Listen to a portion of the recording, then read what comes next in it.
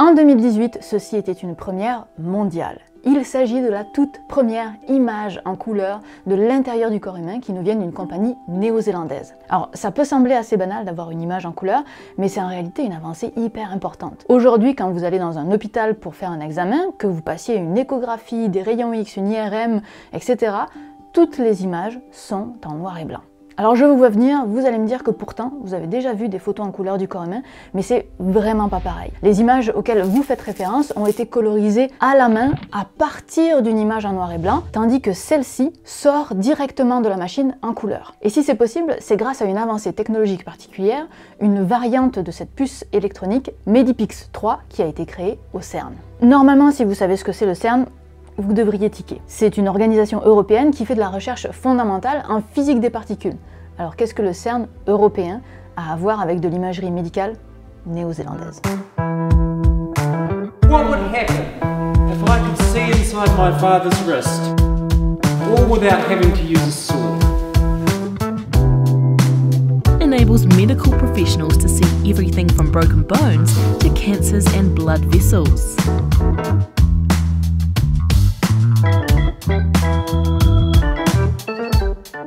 Bienvenue dans le monde des transferts technologiques. Quand la recherche fondamentale développe des outils, les transfère et donne lieu à des avancées technologiques surprenantes. Parmi ces avancées, il y a donc l'imagerie médicale qui se sert donc de ça. Et cette puce a d'abord été créée au CERN. Donc le CERN fait de la recherche fondamentale et comme souvent quand on est à la pointe de la technologie, pour arriver à faire sa recherche, il faut développer les outils qui permettent de faire sa recherche. Par exemple, si pour répondre à ce besoin au niveau d'un détecteur ou d'un aimant, on trouve la technologie sur le marché, on ne va pas la redévelopper, on va l'acheter telle qu'elle est.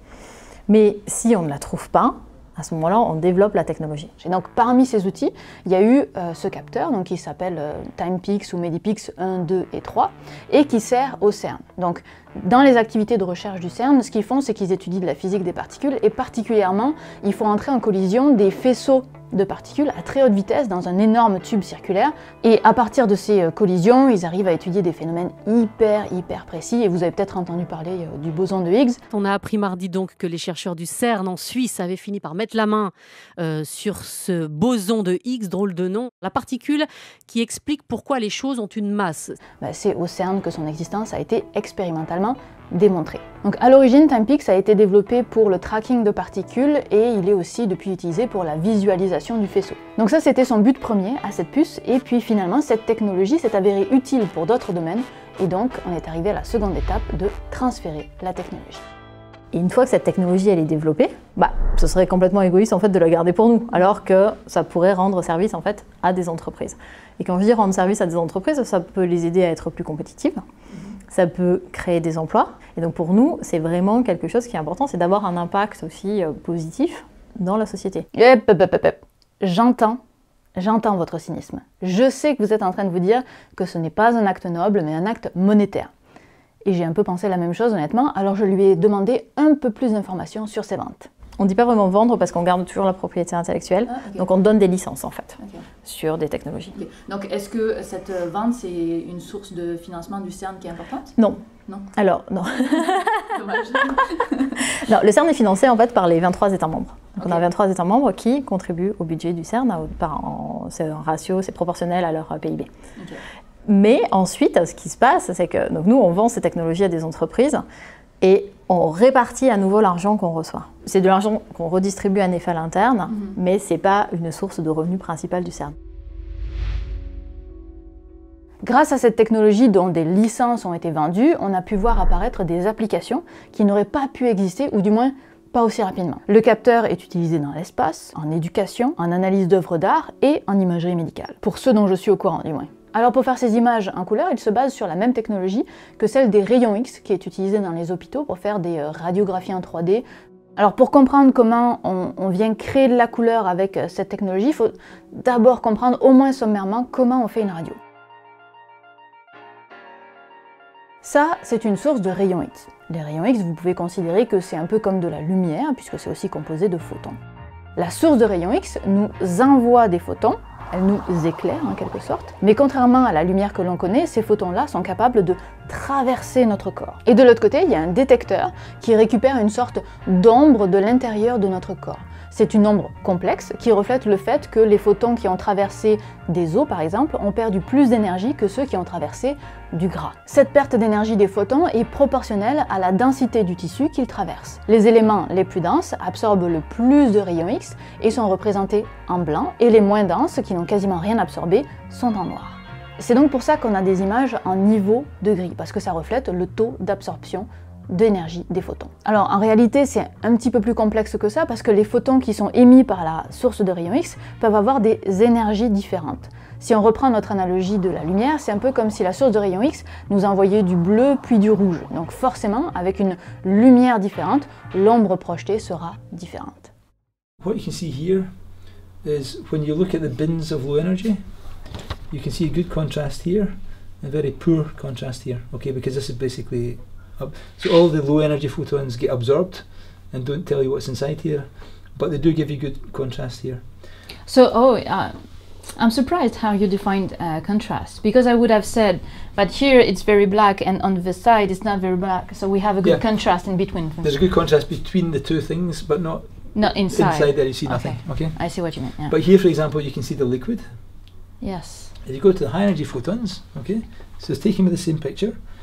Here, the contrast here is gone, okay, you hardly see it, but these become transparent, okay, so you can see all the way through, okay.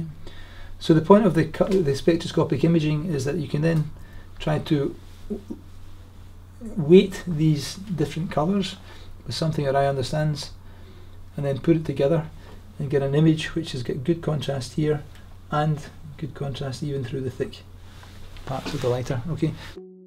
Donc avec le CT scan traditionnel, on obtient une image du briquet ou une autre. Et ça, l'incapacité de voir tout en une seule fois, cela vient de la sensibilité du capteur qui enregistre l'ombre.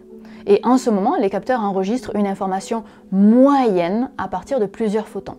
Le nouveau détecteur, donc basé sur cette puce dont on parle, permet de l'imagerie en couleur parce qu'il est capable de détecter chaque photon. Donc automatiquement, on a beaucoup plus d'informations par pixel, et notamment le niveau d'énergie de chacun des photons.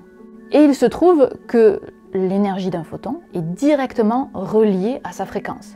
Au même titre que chacune des couleurs de la lumière visible est associée à une certaine fréquence ou longueur d'onde, on peut faire de même avec les rayons X et associer une certaine fréquence de rayons X à une couleur. On peut donc choisir des couleurs qui nous semblent logiques, comme le fait de représenter les os en blanc et les muscles en rouge. Au total, le capteur est capable de montrer 8 couleurs différentes. C'est donc complètement différent du fait de colorer les images après coup. Ici, une couleur correspond à une réelle information physique. Et si vous vous dites que ça n'a pas beaucoup d'intérêt parce que ça fonctionne tout aussi bien en utilisant des images en niveau de gris, je vous comprends, parce que c'est aussi ce que je me disais, jusqu'à ce que je vois cette image. Celle-ci est réalisée de façon traditionnelle, en niveau de gris donc. Chaque cercle contient une substance liquide et on le voit à 2-3 exceptions près, elles sont toutes de même densité, donc même couleur. Même un œil aguerri de médecin aurait du mal à discerner cet échantillon de celui-ci. Voyez maintenant la même image mais avec le nouveau détecteur. Tout d'un coup, tout est plus facile à identifier. Les deux substances qui semblaient identiques en gris sont maintenant clairement distinctes en ajoutant des couleurs. La couleur reflète en fait juste le fait qu'on est capable d'avoir beaucoup plus d'informations physiques sur ce qu'on est en train d'imager. Améliorer l'image, sa résolution, son contraste, distinguer les différents tissus, c'est vraiment le nerf de l'imagerie médicale. Mieux on voit, mieux on sait ce qu'il se passe à l'intérieur et plus le diagnostic sera fiable. Aujourd'hui, la compagnie a développé sa machine pour une taille animale et ils sont en train de faire de même pour les humains et les essais cliniques sont en cours en Nouvelle-Zélande. Alors je ne sais pas quand ça arrivera sur le marché, mais peut-être que dans quelques années, l'intérieur de notre corps s'allumera de façon multicolore et ce pour le meilleur des diagnostics. Je pense que vous allez être nombreux à me demander ce qu'il en est de la dose de rayons X que l'on reçoit avec ce type de scan parce que c'est aussi une des grandes questions de ce genre de technologie. D'après leur site internet, ils utilisent exactement la même dose que pour l'imagerie traditionnelle, mais en donnant beaucoup plus d'informations. Donc ce serait a priori pas un problème, en tout cas pas plus qu'actuellement. Un grand merci au CERN de m'avoir accueilli dans ce laboratoire scientifique international incroyable et de m'avoir permis de rencontrer Aurélie Pezous ainsi que Michael Campbell, que vous avez vu dans la vidéo. Ce thème de transfert de technologie, de la recherche fondamentale à la recherche appliquée me passionne et je pense qu'on a eu droit à un bel exemple. D'ailleurs, je vous invite à aller visiter le site de Medipix via le lien en description pour en apprendre plus. Merci également à Loïc Bommersbach et Mélissa Jacquemot d'avoir organisé cette visite. Et pour conclure cette vidéo, je voudrais vous laisser avec ce qu'Aurélie Pezous m'a expliqué sur l'origine historique et quasiment politique du CERN et que personnellement j'ignorais. Donc, le CERN a été créé en 1954, donc juste après la Deuxième Guerre mondiale, qui avait ravagé quand même l'Europe. Et un des buts du CERN à cette époque-là, quand ça a été créé, au-delà de la physique fondamentale, c'était aussi de ramener tous les cerveaux qui s'étaient exilés aux États-Unis. Parce qu'il y a beaucoup de physiciens qui, au moment de la Deuxième Guerre mondiale, sont partis aux États-Unis pour fuir la guerre. Et donc c'était aussi un moyen de les faire revenir en fait, ici, en Europe. Et ça a très bien marché. Et du coup, de là découle aussi une vraie volonté de promouvoir la paix. Il faut aussi garder en tête que 1954, on n'est quand même pas très loin de la guerre froide. Et ensuite, quand la guerre froide est arrivée au CERN, c'est quand même le seul endroit où les physiciens américains, les physiciens russes pouvaient se parler librement.